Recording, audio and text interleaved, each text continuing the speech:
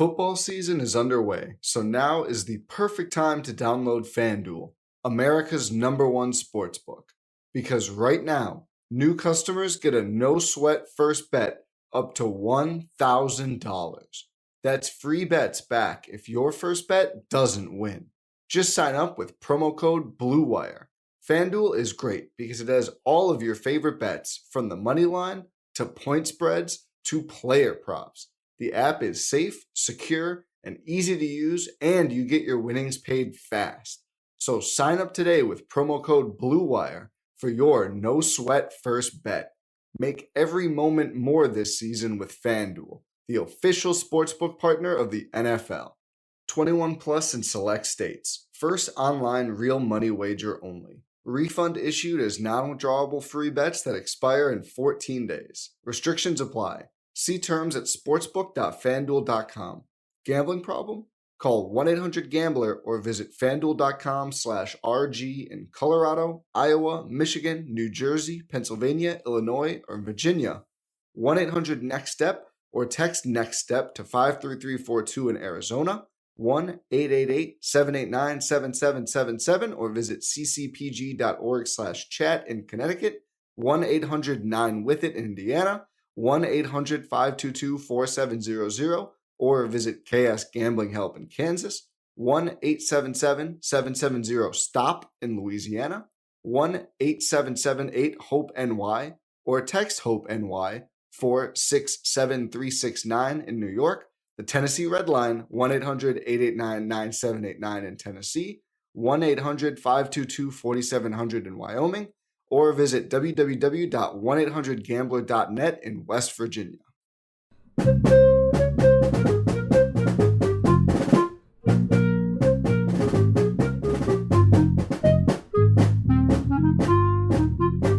Hey everyone, welcome to The Final Four is Not on the Schedule.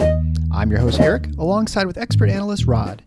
Thanks for joining us on the best MSU basketball podcast featuring an in-depth recruiting, game matchup, and post-game analysis. We dive deep to give you the best tools to enjoy the Spartans and impress your friends and family.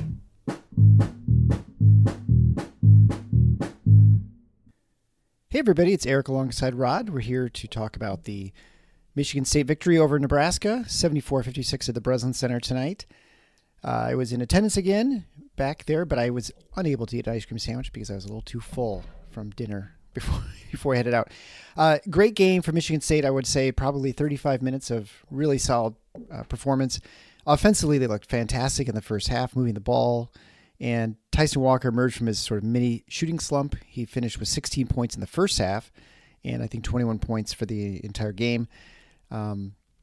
Defensively, they were great. And I think even the second half, where you could say that Nebraska kind of got some things going offensively in the paint, driving on one-on-one situations, it was definitely a decision by Michigan State to prevent Nebraska from coming back and hitting threes, which they did not do very well. The one thing you can say about Nebraska is they were 1 for 11 in the first half, and they were much better in the second half. They shot 20%. Unfortunately, that was only 1 for 5, so they just finished 2 for 16 in the game, which is unbelievable from 3. Overall, their shooting was not terrible. And then they shot 41% for the game, much better in the second half, and that's mainly because they were driving and drawing fouls, which for them, they were unable to capitalize with the fouls, hitting 40% of the free throws. And I don't know. I mean, I think it was just overall probably the best complete-ish performance for Michigan State this season. Obviously, Malik Hall played a little bit more, almost 20 minutes. So I don't know. What's your impression? I mean, it was a great game.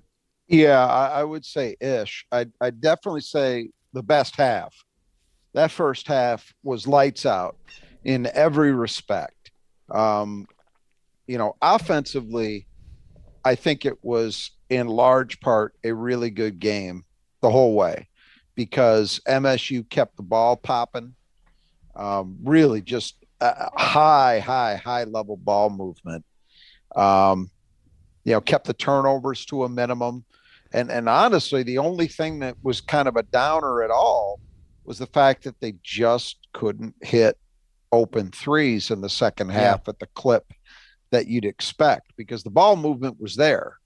They were getting great looks. They just weren't falling. So that took a very good first half shooting performance and made it kind of a mediocre overall effort, but still not terrible, just not as good as it probably deserved to be.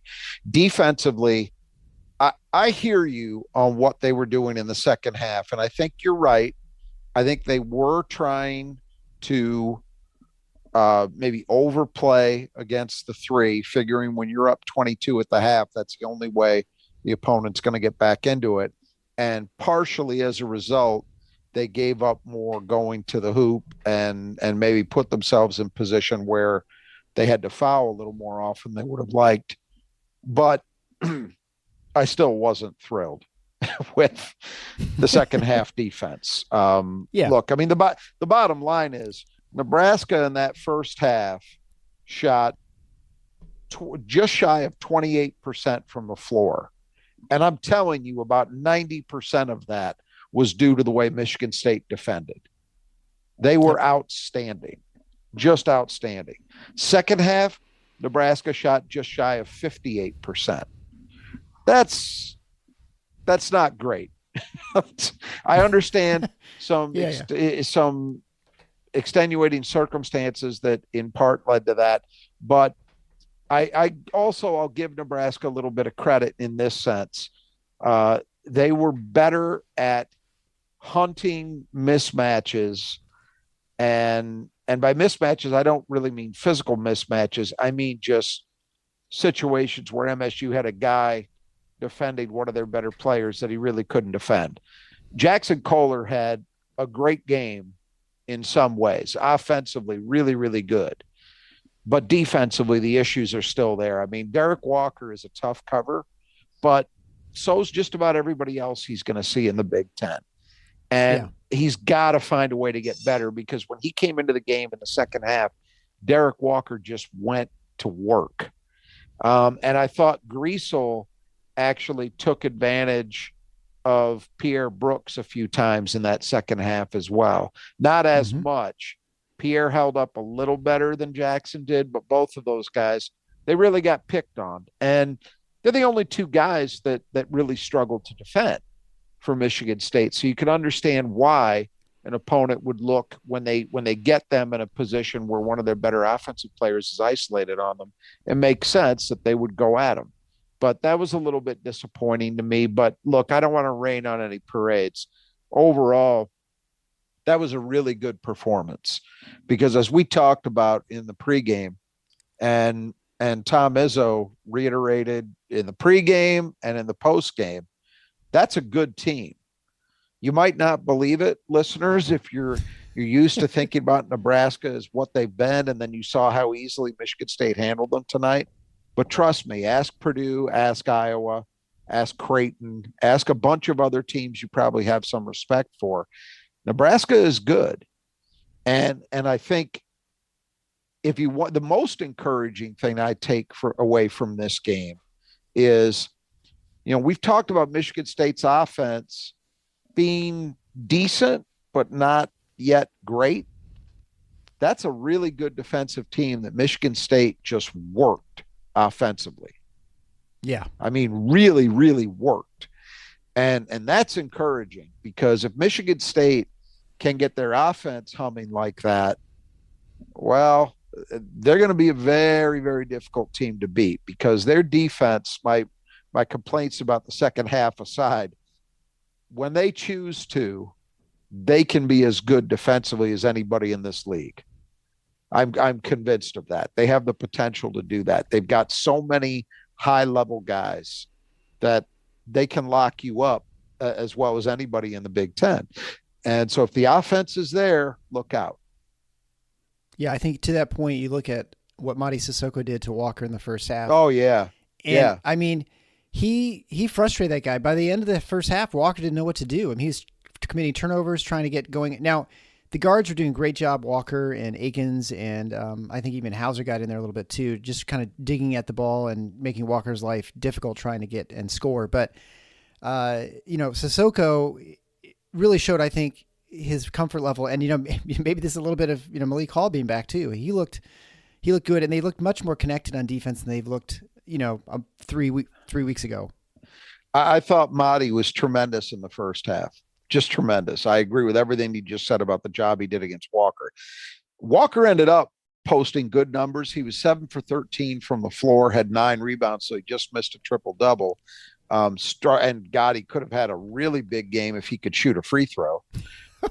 He was awful. But what happened in that second half, I really felt Walker got on track largely against Jaxon, who had to play maybe a little bit more than you would have liked because Marty got in some foul trouble. And then by the time Marty got back in, Walker was rolling. So he was able to put up a couple buckets against Marty, but he did a lot of his damage against Jaxon. So I agree with you. I think Marty Sissoko is such a big deal for this team defensively, and he also had a nice game on the boards too.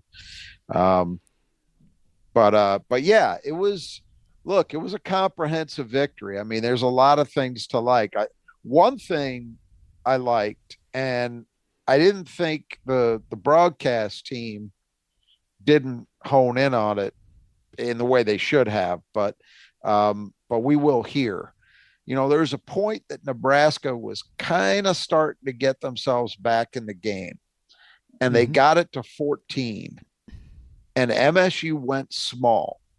Marty picked up a foul. MSU went with Joey at the 5, Malik at the 4, and Malik scored, I think it was 5 straight points to take it from 14 to 19. And you can conclude the small ball lineup looked very, very good. It also looked good defensively. In fact, I remember there was a sequence Malik was covering Walker and just did a great job denying entry to him. There was just no opportunity for an entry pass. So if he doesn't ever get the ball, he can't take advantage of the size differential, right? And so I thought that was an encouraging sign for the small ball lineup, which, look, as soon as perhaps the next game on the schedule, Michigan State may want to think about going to for certain stretches, So it's encouraging that they were able to get some positive things done with that group, and not just positive things, but really in effect, slam the door shut on this game. It was the last point that Nebraska had any momentum, and MSU just killed it. Yeah. And I think this really goes back to your sort of prescient in the summer where you're saying, it depends on how Michigan State's playing the small, right? If we're playing Joey at the 5 and out of desperation because Marty's in foul trouble and Kohler's, useless or he's in foul trouble, Michigan State's going to be having some problems. But this was a situation where they just used that lineup to punish Nebraska. And, if nothing else, it's going to give Michigan and the rest of the league, they're going to have things to think about. Like, absolutely. How do you sort of defend this? You're going to have to game plan against this. And, that's just annoying to have another thing you have to worry about. I think it was partially to try to hurt Nebraska. But I do think in this situation, with the game tight, Marty, I believe that was his 4th when they went to that lineup. I think they kind of had to try something because Jaxon, as I say, and people were, again, on the broadcast team, they spent a lot of time talking about what Jaxon did offensively, which was great. It was his best game in an MSU uniform. First time he's in double digits. I don't think he missed a shot from the floor. He was really good. But defensively, man, he struggled. He just had no answer. And again, that he's going up against a senior who's a very clever player and a very good offensive player. So in an objective sense, you can't be too upset about that. The only problem is Derek Walker's not the best big man he's going to see. This league is just, it's a steady parade of them. I mean, I can go up and down Big Ten teams. Even Minnesota, the worst team in the league, has a guy at the 5 that's averaging like 15 a game, Dawson Garcia. So there's no break, none. I mean, the one break that they had, they already saw Northwestern. That's it. I mean, there just aren't soft touch big men around. So Jackson's got to get better. And I think that move, because the game was, well, not quite in a precarious spot, it was bordering on it. You could feel it was a tipping point, right? Like, okay, if MSU can't stem the tide here, Nebraska, they find their way into hitting a 3, string together 2 or 3 buckets in a row, get this thing to single digits, there you go. You got a game on again. It didn't happen that way because MSU decided, I tend to think, hey, we got to try something different, at least for a few possessions, than just reinserting Jaxon because he wasn't getting it done defensively. And if he had come into the game, I guarantee you, Nebraska goes right to Walker. They probably get something out of it. Maybe they get a foul, which was as good as a missed shot from the field, the way Walker shot, but you never know. He might find his way into hitting a free throw or two. And so MSU decided, again, to go with that small ball lineup, and it proved to be decisive. They got stops. They got scores at the other end from Malik, and it was ball game. But encouraging stuff for sure. Oh, yeah. And I would say the one thing I would say about Jaxon Kohler, so you expect a freshman coming in, getting acclimated. He's at the 5, I think, which is a tough position. To your point, there are a lot of really tough centers you play against. It's crazy how many quality big men there are in this league. I mean, everybody thinks about TJD and Edie and the jackass down the road. But it goes way, way beyond that. I mean, Zed Key at Ohio State is a very good player. You know, the kid at Rutgers is a very good player. Illinois has multiple guys that can do damage against you. You know, you just go up and down. I mean, even Iowa, Rebracha is not a bad player. No, he's good. Yeah. You know, so it just, you go up and down the league, and there are no nights off at that position. There are no soft touches.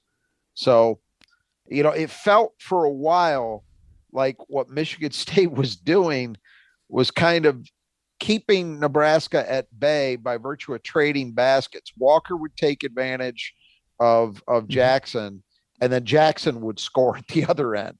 And that went for a little while, and then it started to tilt Nebraska's way, and that's when they had to make a change. But that's not Tom Izzo basketball. No, it's not. But I would say with Kohler, for a guy in his situation, with his skill set coming in, with your expectations, you expect him to sort of, the first part you expect him to be comfortable in is offensively. And I think we're starting to see that offensive, you know, what you had expected from offensively.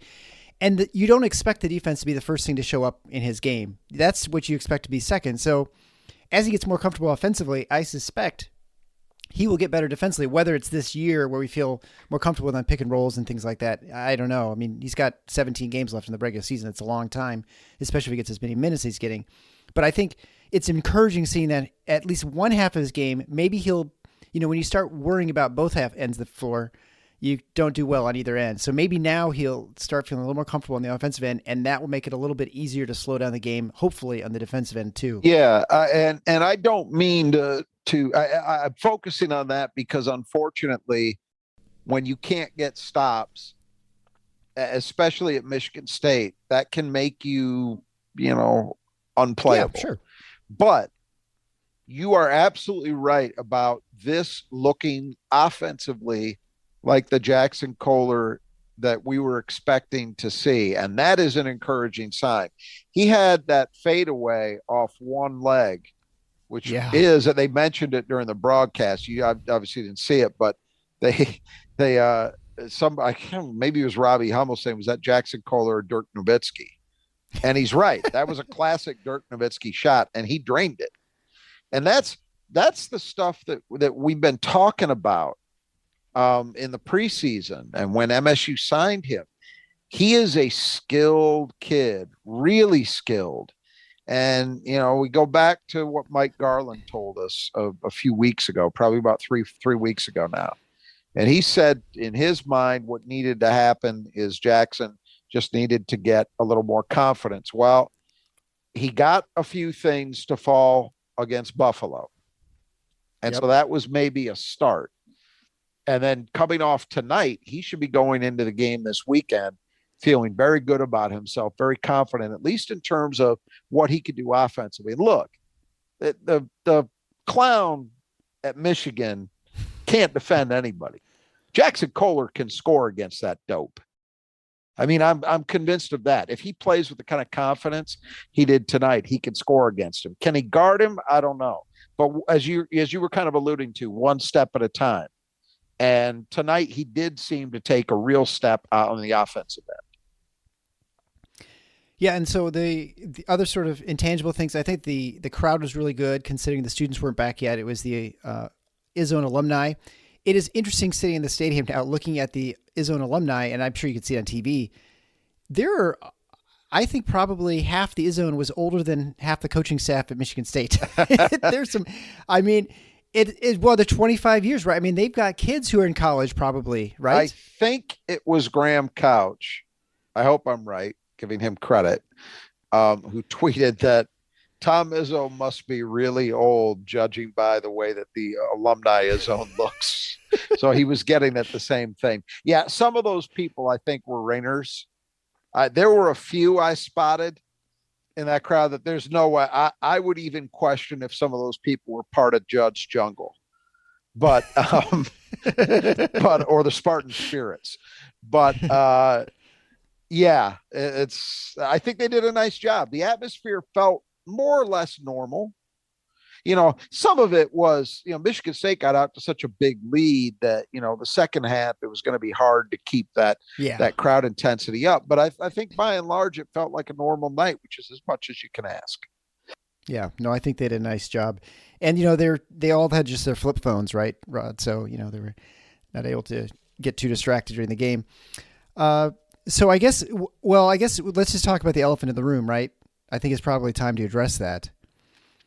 So yesterday afternoon, I got a phone call from Buick saying that they had that I'd been randomly selected to shoot free throws at halftime in their free throw challenge. So the winner of the free throw challenge, it's 3 rounds, gets to go basically tickets to the Final Four and a all expense paid trip for 2.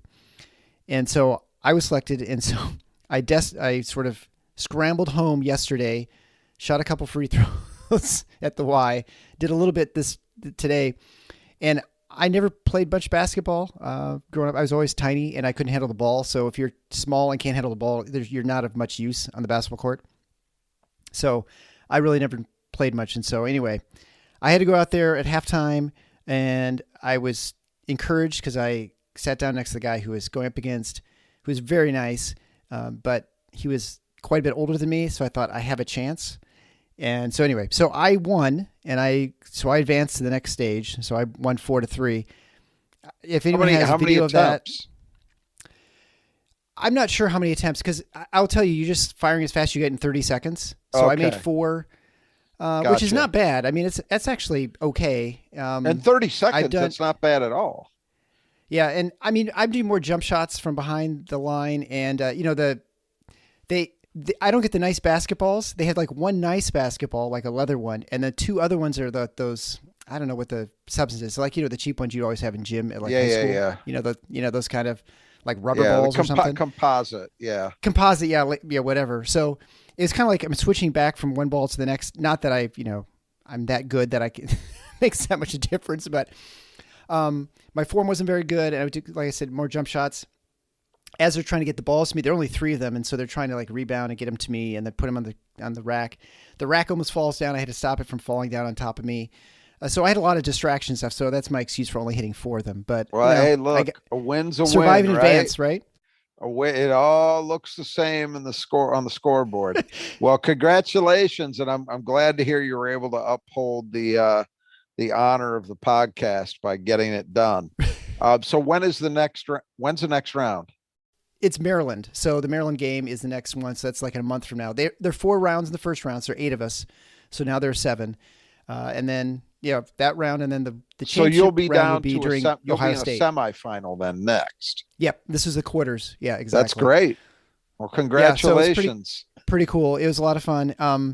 I will say, as bad as my free throws were, and a lot of them were, I mean, to say they were short, I think there's one I just grazed the front of the rim.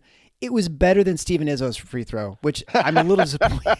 Well, I want to offer you a little tidbit from a broadcast, which was mentioned. So they were talking in the pregame that Izzo was really emphasizing checking out on missed free throws. Didn't want to give up any offensive rebounds on free throws, getting tired of seeing that. And that was something that had been a problem going back to apparently the scrimmage against Tennessee way back in October. He had talked about how that was a big segment in the game. They had a couple of those. But apparently Steven Izzo is the designated foul shooter when they're practicing that, meaning he's supposed to miss, and he's very good at it. So I don't know if that carried over, but yeah, that was you had to wonder if somebody opened a door at the Brez, right? Because that thing went wide left. It was funny for those who watched the end because you had Izzo and Hoiberg facing off against each other. Hoiberg came out on top because he went 1 of 2 at his first 2 free throws, and then the second time he was fouled by Izzo. Hit both of them, and then he fouled Izzo on that rebound that Stephen came flying across the court to get a hold of. And if when I saw it was 1-1, I thought, oh, this is not going to end well. I don't think he's going to make it, but yeah. Well, hey, look, hope springs eternal, and we'll hope that there are several more opportunities for him to get a chance to score. Yeah, I mean, before we get to the keys, just a few more things I wanted to touch on just in terms of individual performances, because we've talked about some of these guys. Tyson Walker obviously had a huge game, and it was much needed because he'd been a little off with his shooting for the last couple games. So to see him have especially the first half where he scored 16 points, ended with 21, which is just a point off his season high. Yeah, it was really good to see, and I thought he was assertive.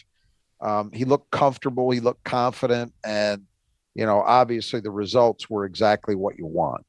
So that was really encouraging. I'm surprised. If Trey Holloman got in the second half, it was extremely briefly, but it's unfortunate because, man, I thought he played well in the first half.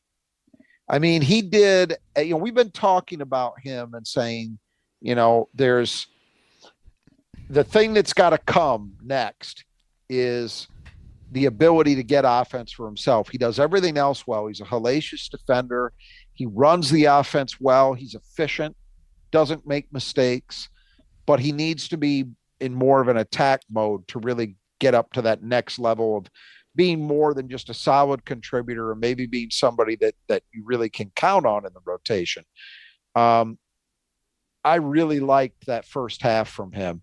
I mean, he obviously had the one defensive play where he just flat picked his guy's pocket. Oh, that was awesome, yeah. And then unfortunately missed the layup when it was contested, but Hauser was there to clean it up. Still, great play by Trey.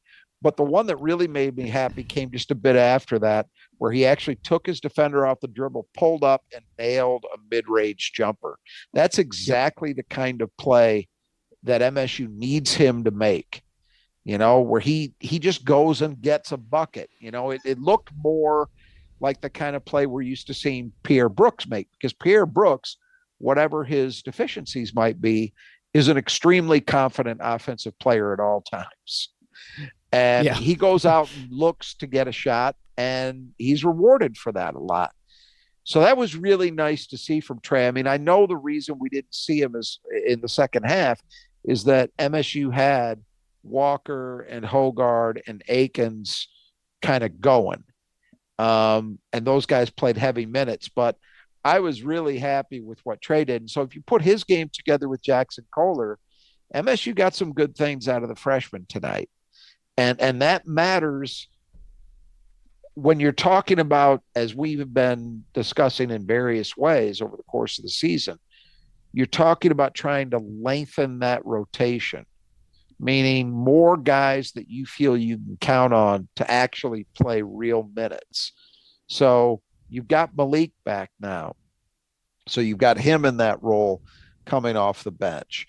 You have Pierre Brooks, who, again, has some deficiencies, but also does some very good things. That's what we saw tonight. It was that way. He had some bad defensive possessions, but he hit some shots. And if you're adding Holloman and Kohler to that mix, well, now you're 9 deep.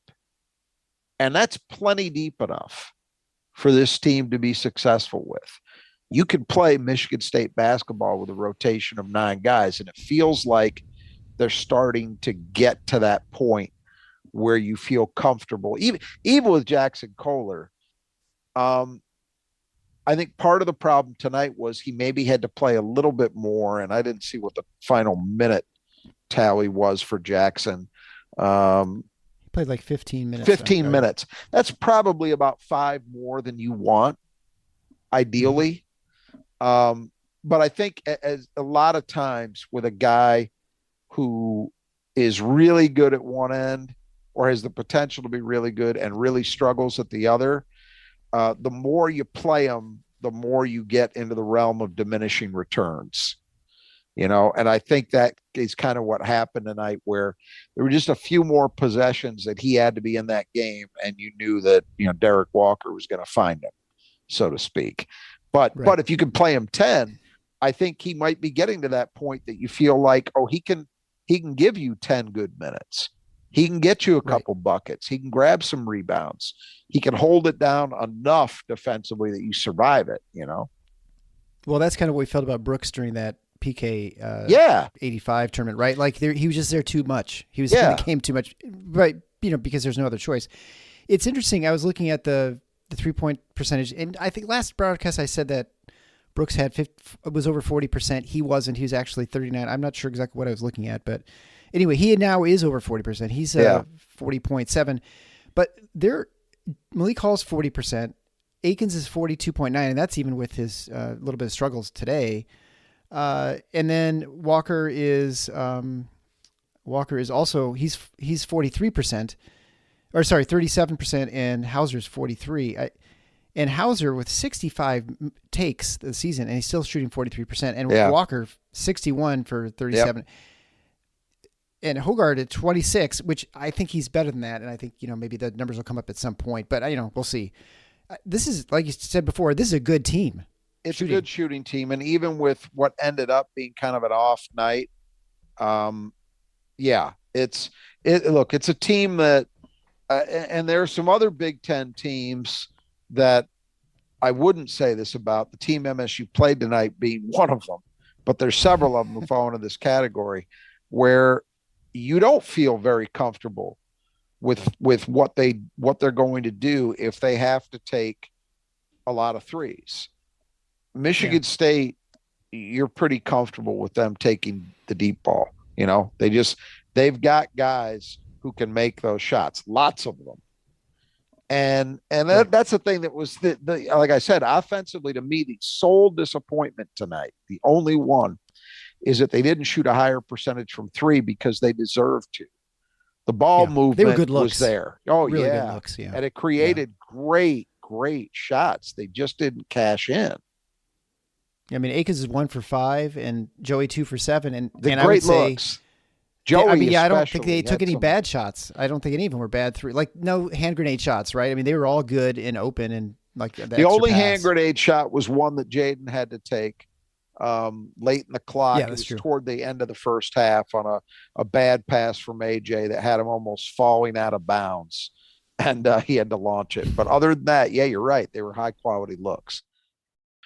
Joey Hauser, you mentioned 2 for 7. Double. It felt right. It felt like it wasn't a great night for him, right? Still had a double. And what did he have? He had was it 4 assists? 10. 4 assists, 1 turnover. Yeah, I mean 10, and 4 with 1 turnover on a quote unquote. I mean, I wouldn't say it was a bad night, but on kind of an night, that's pretty good. Yeah. They gave him 3 steals as well. I mean, he was active hands inside. And actually, let's just talk about the assists too. I mean, let's talk about Hoggard. I mean, 9 assists, 1 turnover. The last 4 games, I think he's at 27 assists and 4 turnovers. Yeah. It's funny. I don't know how you felt. You may have felt differently. Those numbers look really good. Obviously, he didn't shoot the ball well tonight, but they didn't need him to. I just didn't. I didn't feel like it was prime AJ tonight. And I don't know why that is. That play I was just referencing was one example. The thing that I really, the one to Akins that I talked about, which he almost threw out of bounds.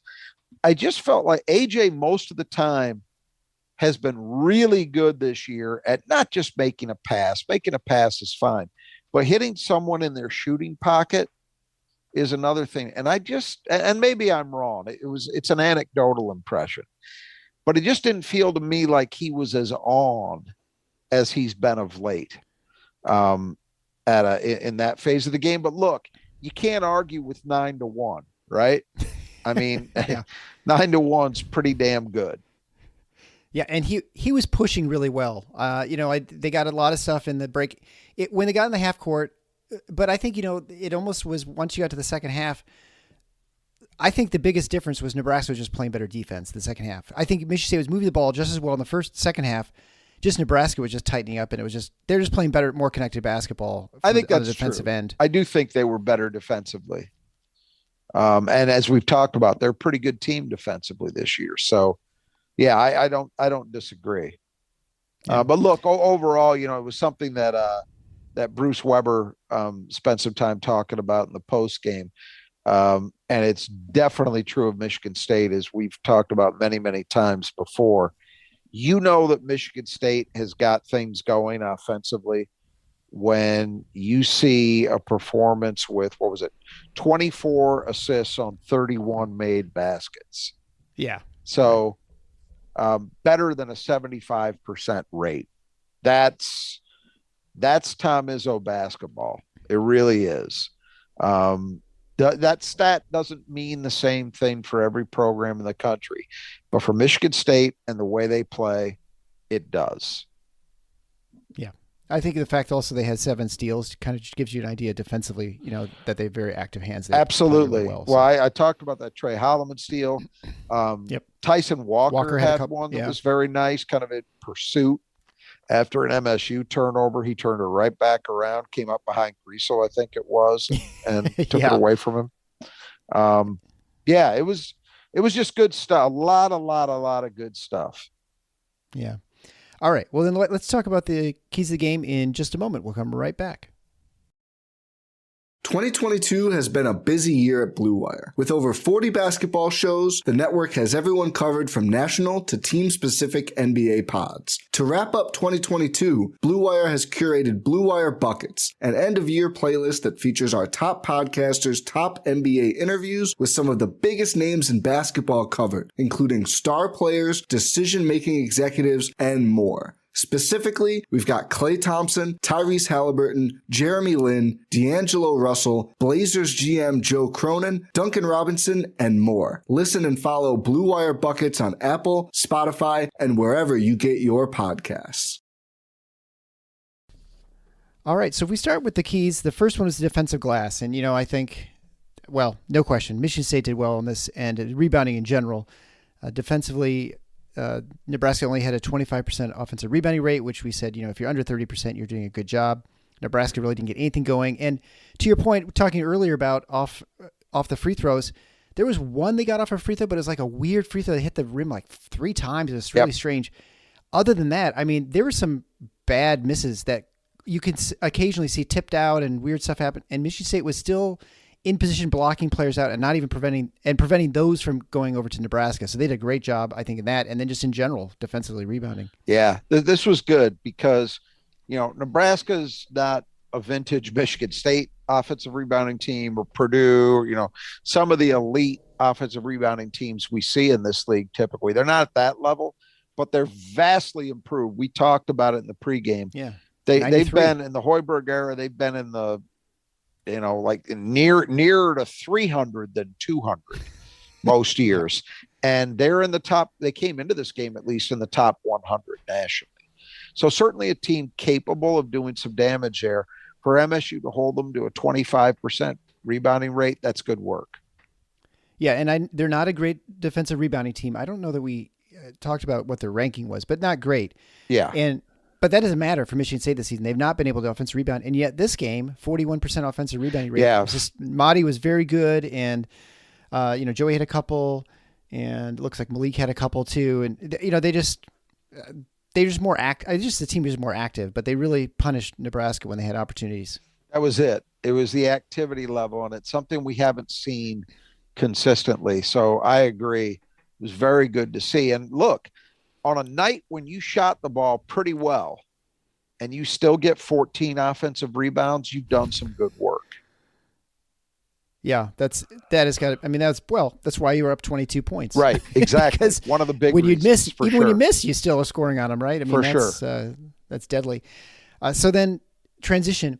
I thought the transition game, especially in the first half, was really good. I mean, fast break points is 8-6, but there are a lot of open looks that happened because Nebraska was still scrambling, trying to get in position off the break. So there weren't any of the the layups and dunks that you get off the break, but other than that, they were moving the ball pretty well first half. Bruce Weber agreed with you.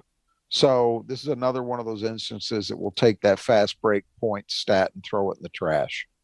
I agree with you. I agree with him. I thought Michigan State was pretty good in pushing. You mentioned AJ being good in pushing the ball, and I thought MSU as a team did a reasonably good job of trying to push tempo, get into stuff, and were rewarded enough for it that I chalk it up as a positive. Yeah, and I would say, and going into the next point, key to the game, which was shooting threes, which we agree that it was a below average for this team, 31% or something like that from three or 32% is below the average of 38%. So not very good at 23% in the second half. But but they still were moving the ball well and getting the open looks. They just weren't going down, which didn't matter because you're up so much. And when the game was won, which was the first half, Michigan State did shoot the three very well. Yeah, 42%. They were yeah. right. They were plus 40%. So when it was there to be won, they actually did do the job. We'll just kind of ignore the second half. So number 4 key to the game was to stay aggressive. I think, you could argue that it was a potential for a trap game, although we thought that probably wasn't going to happen because it's not like, it's back to the Big Ten and they lost the last home game to Northwestern and Nebraska had just beaten Iowa. So they weren't going to sneak up on Michigan State, but I mean, I don't think there's any question. They stayed aggressive and they, on the boards, I think it's the best place that you saw it where they had a 32 margin, 46 to 29 margin. Yeah, but it wasn't the kind of aggression that I was talking about. Look, I'm not going to complain about it because I think you'd have a hard time reasonably complaining about that offensive effort.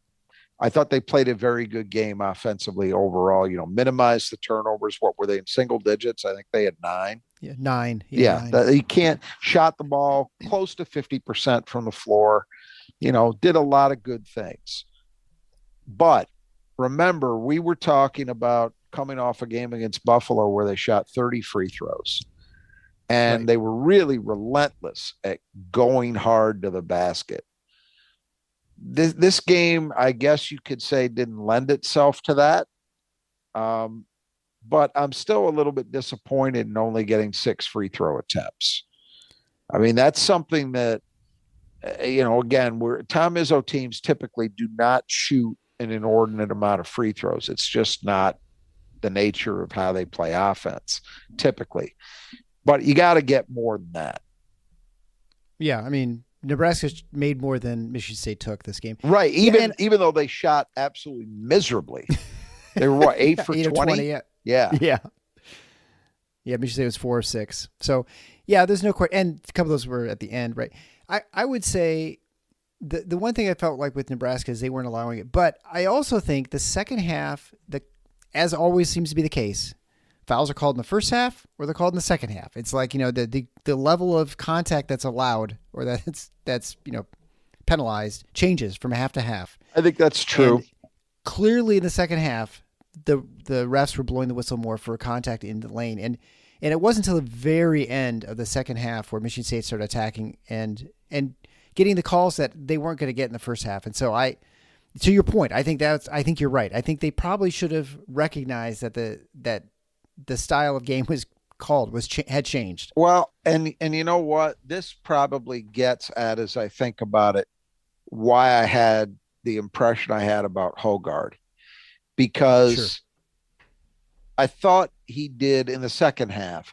I thought there were a lot of possessions where he was just kind of dribbling aimlessly. And you could say, well, the rest of the guys, there's not movement. They're not getting into their stuff. That's a point guard's job. That's his job. So he can't just be out there aimlessly dribbling the shot clock out. And if he is going to run it down, then he needs to be doing what we know he's capable of doing, which is getting to the basket and getting a shot up on the rim or drawing a foul. And he started doing that later, but not enough.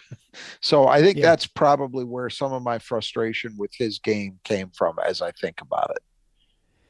Yeah, and again, this is one of those things where I have to watch the game. I'm just, in the stands. That's my excuse. But I felt like a lot of times when he'd go in, that Nebraska collapsed down and it left all the shooters open, and so he just would pass out. Some truth to that. Shooters. So I don't know. Maybe that's just a. There's a reason he had 9 assists. There's a reason he had 9 assists, and you're absolutely right. I'm just saying. There were segments of that game where they weren't getting shots, weren't falling. Some of those threes weren't falling. So typically, when you see that, what you want to do to break that negative momentum is, all right, let's get something up close to the rim. Let's try and get an easier one. And he wasn't as assertive going to the basket as he typically is. Some of that, give Nebraska credit. I think you're right. They were collapsing on him. The way they defended made that maybe a little more difficult than it is at other times. But look, we're talking about a high standard, right?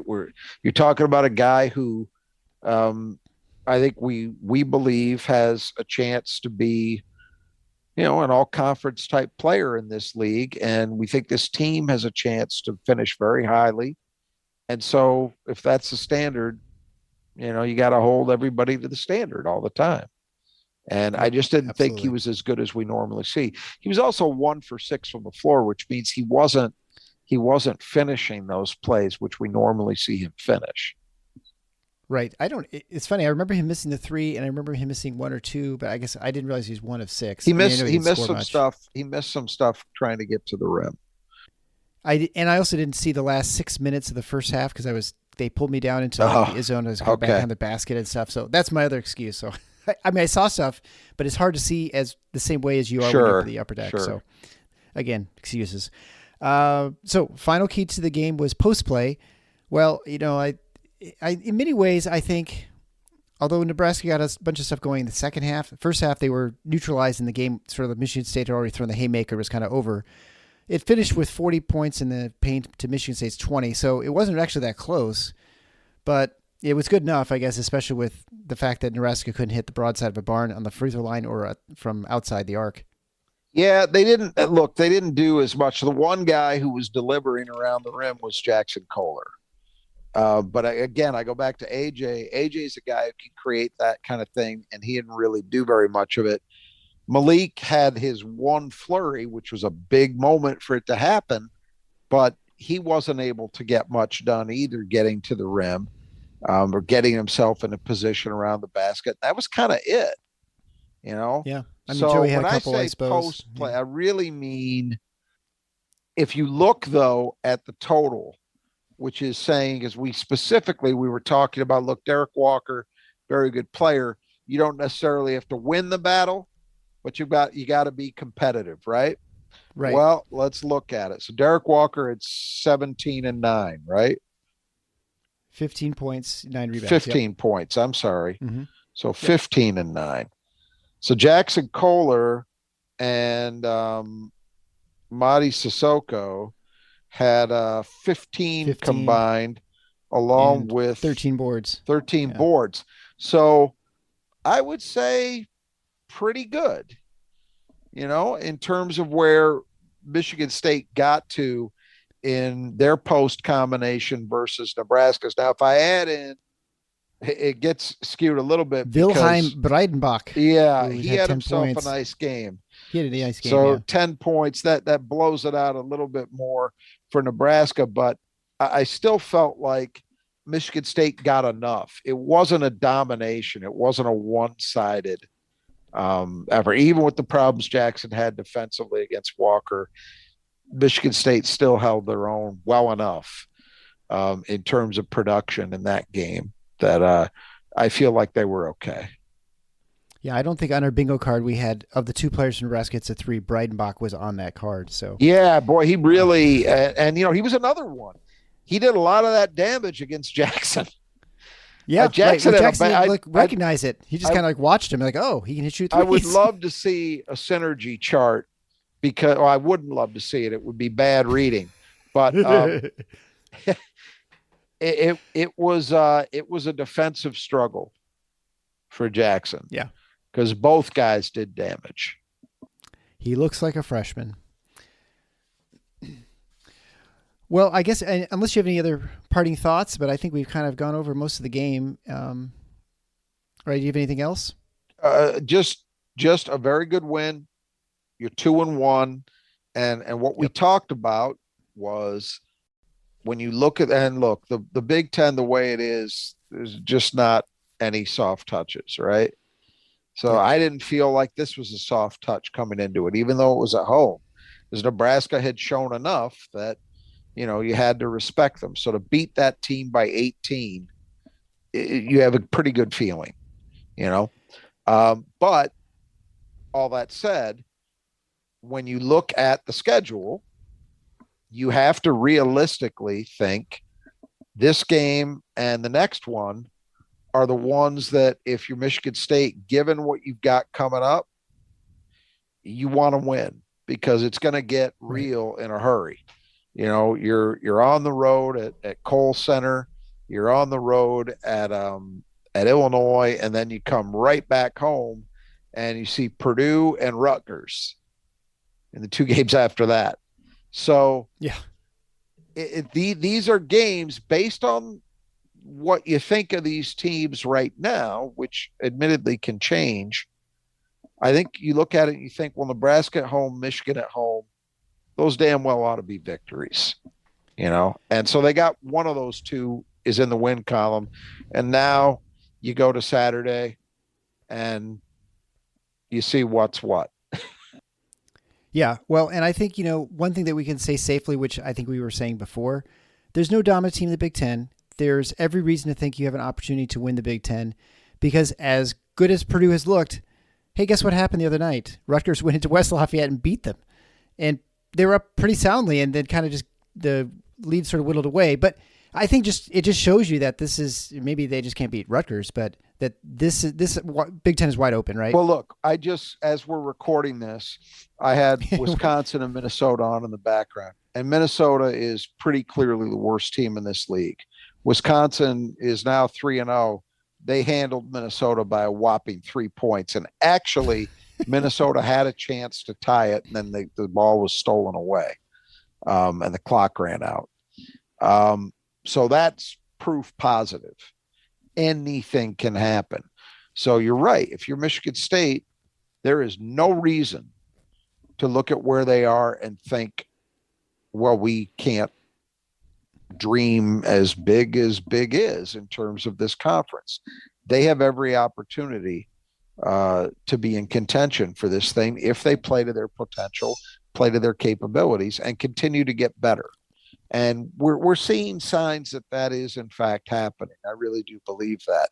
I think as we kind of alluded to, you can look at this game tonight, and in some ways, it's certainly their most comprehensively good performance since Gonzaga, Kentucky, one of those Kentucky, 2 games. Yeah, right. And you feel like as Malik Hall is getting acclimated back, they're going to continue to get better as Jaxon Kohler and Trey Holloman continue to feel more comfortable. They're going to continue to get better. So there's upside for this team on top of everything else. And I think, if you look outside the Big Ten, you've said it many times before, there's not a dominant mega team out there. No. I mean, you look at Kansas right now, they're struggling. As we're recording, they're just up 1 without the ball. So anyway, there are opportunities there to make a run in March as well. And that's, of course, that's always the larger goal is for Michigan State. You want to be at your best in March. And for all the struggles we've talked about over the last 2 years, the fact is, I think Michigan State, actually, those 2 teams were at their best in March. I mean, I believe that. 2 years ago, they had to win all those games down the stretch just to get into the tournament against, top 5, top 10 opponents. And they did. And then they honestly should have beaten UCLA, who ended up as a Final Four team before they went out. Last year's team did a pretty good job in the Big Ten tournament, beat a very difficult to play Davidson team, and then gave Duke everything it wanted. So those two teams, which were not great teams, were still at their best in March. I think if this team's at their best in March, there's a reasonably good chance that they'll hang around a little bit longer. So that's the big goal. But, Big Ten championships mean something in East Lansing. And I don't think there's any reason right now that this team can't feel positively about their chances to compete for that. So are you a New Year's resolution person? Do you make New Year's resolutions? Not tremendously, but go where you're going with it. Oh, I was just going to say, because mine is to not let the Michigan live rent free in my head, and to just sort of ignore Hunter Dickinson, because it's now officially Michigan week, right? Yeah. And every time I can't get over what he's saying, and that the team, I don't know. I'm going to try and live up to my resolution and not let them bug me so much, but it's hard. Wild. Well, it is really hard. I think, and we're going to have lots more to say on this, obviously, later this week, but I think you're right about that instinct. And I do think that's something that should be important for MSU fans, as difficult as it is, to keep in mind. Keep your powder dry. There's every opportunity to let this guy know what you think come Saturday afternoon. And when Michigan State, and I did say when, they beat Michigan on Saturday, there will be ample opportunity to let him hear all of it. But this is a guy who's, I think let's just suffice it to say, I think you're correct, and I agree with you. Don't let the ramblings of a fool, let's be kind, of a fool bother you. Yes. This is somebody who his team has had a bad year thus far. They did get a big win. We're going to see what they can do against Penn State tomorrow night. I think Penn State's got a great chance to beat them. We'll see what happens. The bottom line is, he's got to be himself, right? He's cursed with that. So yeah, right. But we're going to have a lot more fun talking about all the horrible deficiencies in his game. So get ready for that, because they are there. Stay tuned. We'll be back. Yeah, they are there. Final parting thoughts, just for as far as the show goes, please make sure you go to your podcast player, leave a written review. We really appreciate it. It helps other Michigan State fans find the show. If you're interested in supporting the show and us adding all this extra content, like interviews with future players, with coaches, please consider supporting us either through monthly donation or a one-time donation via PayPal or Venmo, or on Patreon for monthly donations. You can go to finalfoursontheschedule.com/support, or if you're lazy, tffinots.com. Although I don't know, maybe that's not that much lazy. All right. So anyways, until next time, the Final Four is on the schedule. Go green.